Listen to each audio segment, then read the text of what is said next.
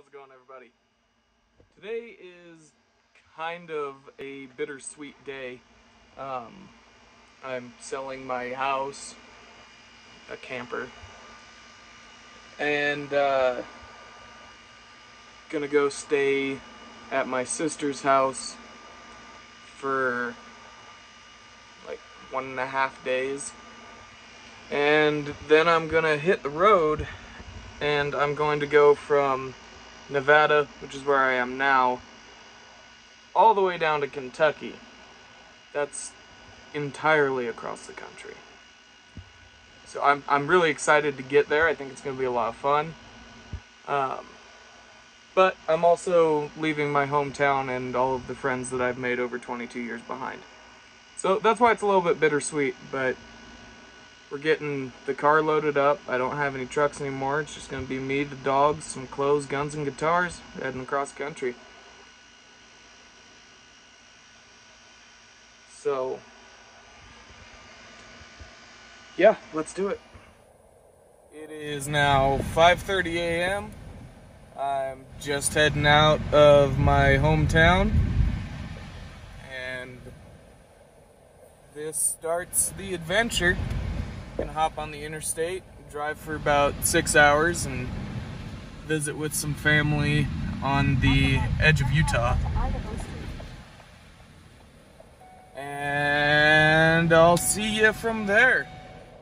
So this upcoming exit to our right, I'm not sure if you can see it just yet, but this exit right here, if I wanted to give up, turn around, decide not to move cross country, that would be the one.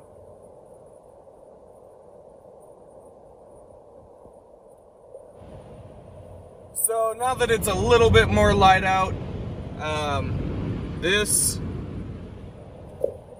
is what Nevada looks like. We got mountains and big flat areas, no trees, bunch of sagebrush,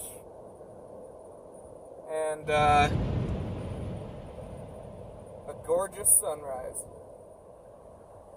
So we've made it into Utah. Here is the Bonneville Speedway, home of the land speed record. Pretty cool. This is also the Great Salt Lakes that we'll be coming up on, but right now we're in the Salt Flats.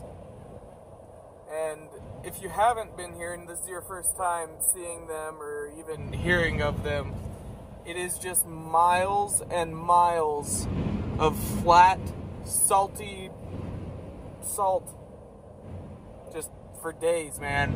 It's awesome. Just so you guys can understand how expansive the salt flats are, we've been going through them for about 30 miles, 29.7 miles, and we're maybe a quarter of the way through. So if that kind of gives you an idea of how long the salt flats are.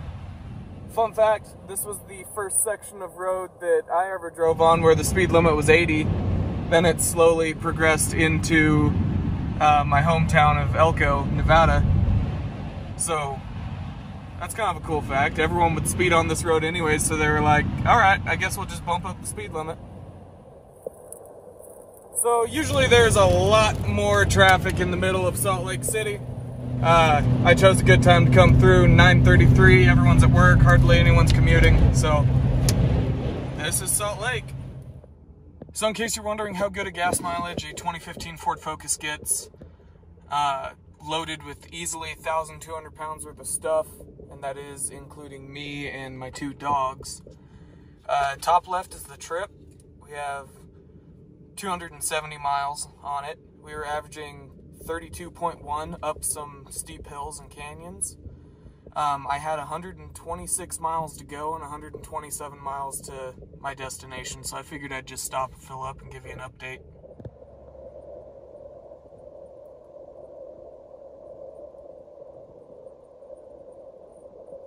See, now we're getting into the areas of Utah that don't look like Nevada anymore, and man, it's gorgeous. Gotta love the drive. I ran into some snow, but the show must go on.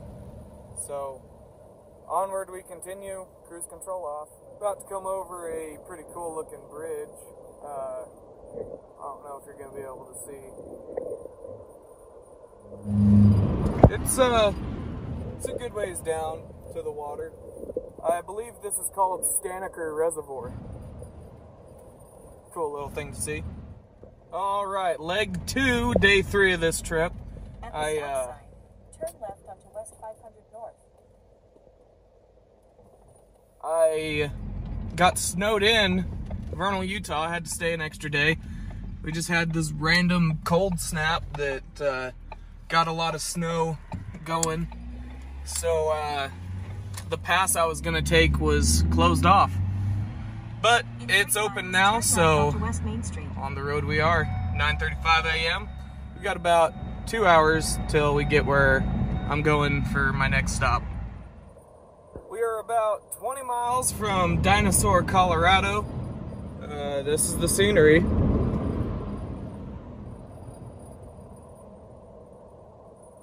I feel like this could be a really, really fun road to go fast on, but I also feel like a lot of other people think that, so I should probably stick on the speed limit.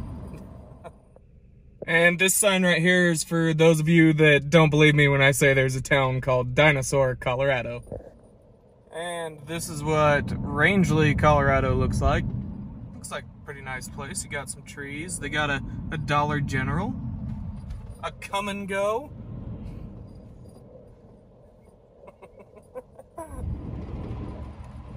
You ever drive down a road and it's so empty the entire time you're on it that you halfway wonder if it's closed, and then you start getting up into snow and you wonder, is this road closed? Well, that's State Route 139 in Colorado for you. Definitely feels like I shouldn't be on this road, but we're doing it anyways.